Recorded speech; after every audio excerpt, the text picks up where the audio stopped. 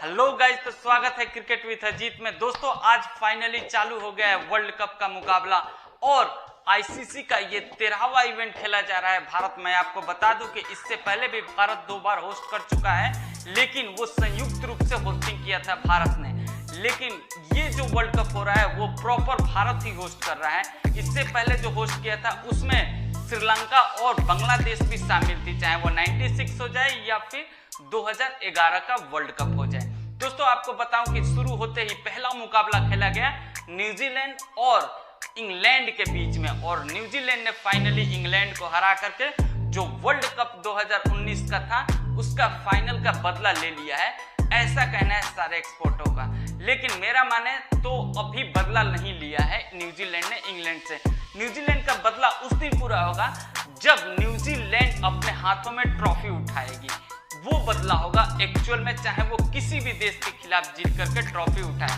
खैर, यहाँ पे न्यूजीलैंड ने जीत लिया है इंग्लैंड से, और मैं तो कहूंगा कि इंग्लैंड को फाइनली दे देना चाहिए वो ट्रॉफी न्यूजीलैंड को, क्योंकि आईसीसी में वो मैच जो हुआ था उसमें दोनों ही मुकाबले में, चाहे वो 50 ओवर का जब हुआ उसमें और फिर एक ओवर का जो मैच खेला गया उसमें, दोनों में ही रन स्कोर बराबर था। और उसके बाद चौके के डिसीजन पे लिया गया वर्ल्ड कप का डिसीजन, और इंग्लैंड ने वहां पे चौका यानी बाउंड्री ज्यादा लगाई थी, इसके वजह से इंग्लैंड को जीत घोषित कर दिया गया। लेकिन फाइनली आज न्यूजीलैंड ने इंग्लैंड को एक बड़ा अंतर से हराया है 9 विकेट से। दोस्तों, मैं आपको बता दूं कि ये न्यूजीलैंड जो टीम है ना वो है बकरी। अब सोचेंगे कि बकरी और न्यूजीलैंड में क्या अंतर है, तो मैं आपको बताऊं कि जैसे बकरी किसी पेड़ को खा लेती है ना, उसके बाद वो पेड़ का जो उपज है वो वहीं खत्म हो जाता है, वैसे ये न्यूजीलैंड टीम जो है ना वो किसी भी बड़े टूर्नामेंट में यदि पहला मैच जिस टीम को हराती है वो वहीं तक सीमित रह जाती है। मैं आपको एग्जांपल छोटा सा दे देता हूं, जो कि T20 वर्ल्ड कप खेला गया था ऑस्ट्रेलिया में, उसको लेकर के।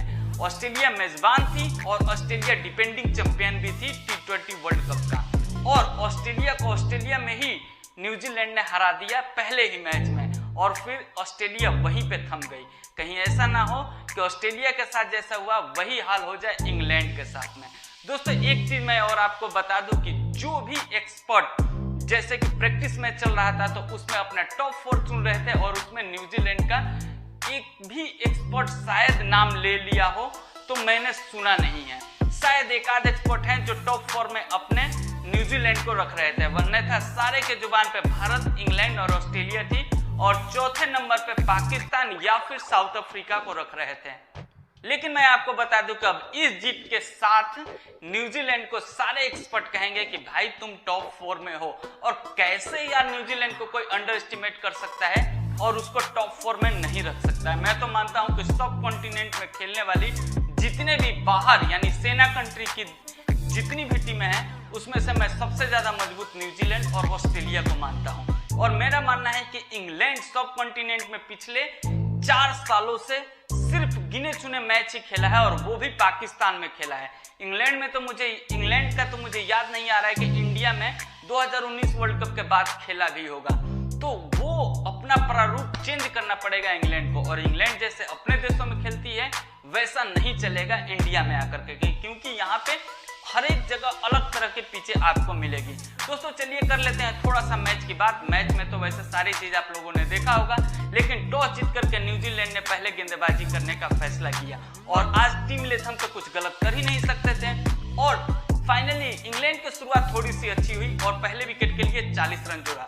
लेकिन मैट हंडी की जबरदस्त गेंदबाजी की वजह से पहला झटका लगा इंग्लैंड को डेविड मलान के रूप में, जो कि विकेट के पीछे टॉम लेथम के हाथों कैच करवाए गए। लेकिन उसके बाद अच्छा खासा पार्टनरशिप चल रहा था, लेकिन उसके बाद इंग्लैंड का विकेट गिरना चालू हुआ, और टॉम लेथम जिसके भी हाथों में गेंद थमा रहे थे वो उनको विकेट निकाल के दे ही रहा था।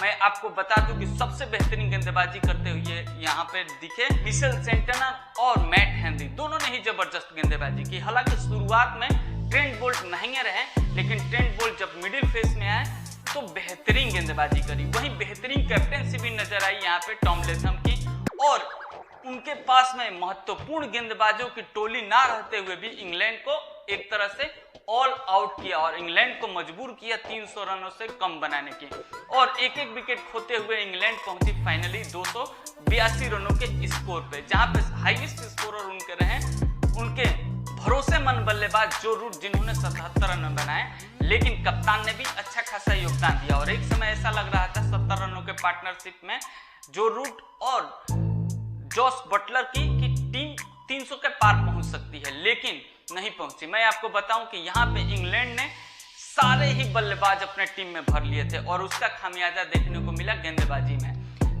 282 रनों का पीछा करने उतरी न्यूजीलैंड की टीम की शुरुआत कुछ खास नहीं रही और पहले ओवर में तो अच्छा रन आया, लेकिन दूसरे ओवर में पहली ही गेंद पे सैम करन के आउट हो गए उनके सलामी बल्लेबाज और उसके बाद सचिन रविंद्र और डेविड कॉनवे ने जबरदस्त पारी खेली और समा बांध दिया। डेविड कॉनवे ने 150 से ऊपर स्कोर बनाए, तो वहीं न्यूजीलैंड के लिए सबसे कम उम्र के प्लेयर बने और सबसे तेज शतक लगाने वाले प्लेयर बने Sachin Ravindra ODI world cup में। दोस्तों मैं आपको बताऊं कि जिस नाम में दो लोगों का और दो बड़े खिलाड़ियों का नाम जुड़ा हो वो फेल कैसे हो सकता है इंडिया में, जहां पे सचिन और द्रविड़ के नाम को मिक्स करके बनाया गया है सचिन रविंद्र, तो वो या तो राहुल द्रविड़ या फिर सचिन चलना ही है, तो सचिन रविंद्र को तो रन बनाना ही है और इसे कहते हैं मौका पे चौका लगाना। मैं आपको बताऊं कि यदि आज लौकी फर्गूसन फिट होते तो शायद सचिन रविंद्र का जगह नहीं मिलता इस टीम 11 में, लेकिन मौके पे चौका मारा है और शायद अब आपको सचिन रविंद्र पूरे वर्ल्ड कप में खेलते हुए देखे। दोस्तों मैं आपको बताऊं कि इससे जो अदर टीमें हैं वो क्या सीखी होंगी।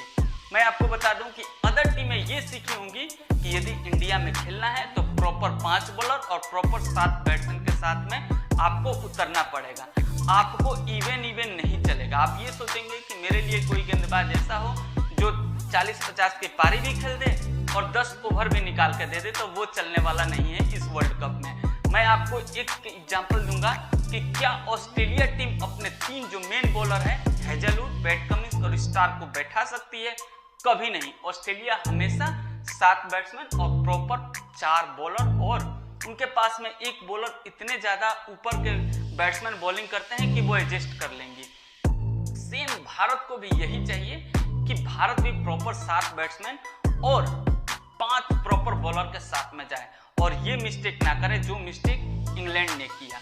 तो ये चीजें इस मैच से जरूर ही टीमें सीख करके आगे बढ़ेंगी। दोस्तों अब क्या इंग्लैंड चेंज करेगा अपनी टीम में?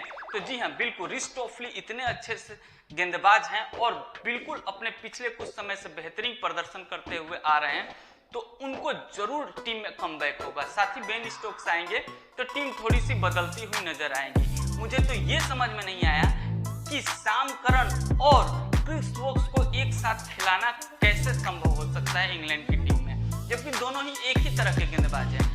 और आपने देखा कि आज क्रिस वोक्स की कैसी पिटाई हुई। तो मेरा मानना है कि हाँ इंग्लैंड कुछ ना कुछ चेंजेस करके अगले मैच में आएगी। हाँ बस उसके साथ में न्यूजीलैंड वाला पनौती ना लग जाए जैसे ऑस्ट्रेलिया का लगा था। तो आई होप कि ये आपको मेरी वीडियो पसंद आई होगी, तो लाइक करिएगा, चैनल को सब्सक्राइब करिएगा, न्यूजीलैंड के फैन है तो जरूर करिएगा। साथ ही दोस्तों अब अपनी वीडियो को यहीं पे करते हैं एंड, मिलेंगे आपसे नेक्स्ट वीडियो में, तब तक के लिए दीजिए मुझे इजाजत, नमस्कार।